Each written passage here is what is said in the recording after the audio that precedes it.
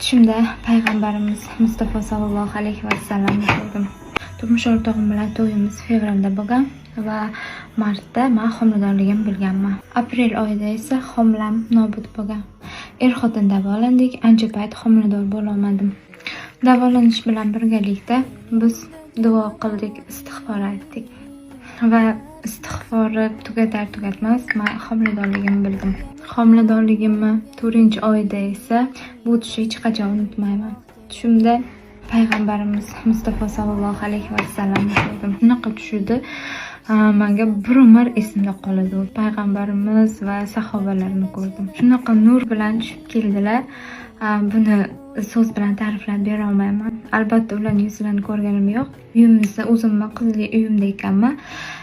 Oldimda erim ham o'tiribdilar. Keyin osmonda bog' kaptarlar aylandida girdob hosil qildi. Haligi girdobdan ko'z ko'rindi.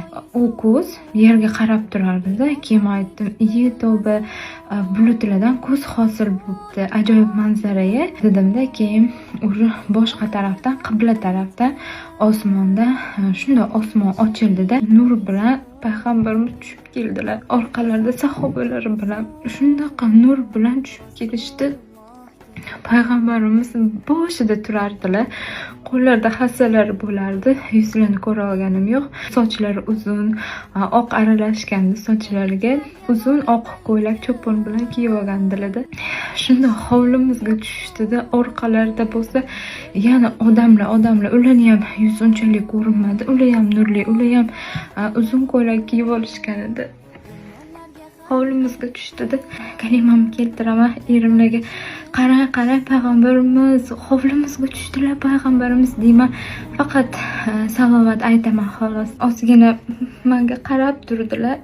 So'z demadilar. Orqalarida rosa ham ko'p odam bor edi. Keyin yana osmonga shunday yana ko'tarilib chiqib ketishdi.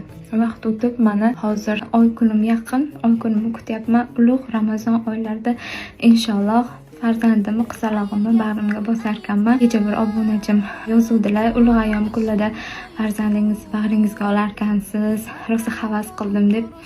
Shu narsadan ta'sirlanib, hozir sizlarga shu tushimni aytib berishga qaror qildim. Qanaqa qabul qilasizlar, qanaqa yo'q, bu xursandchiligimni sizlar bilan bo'lishkim keldi.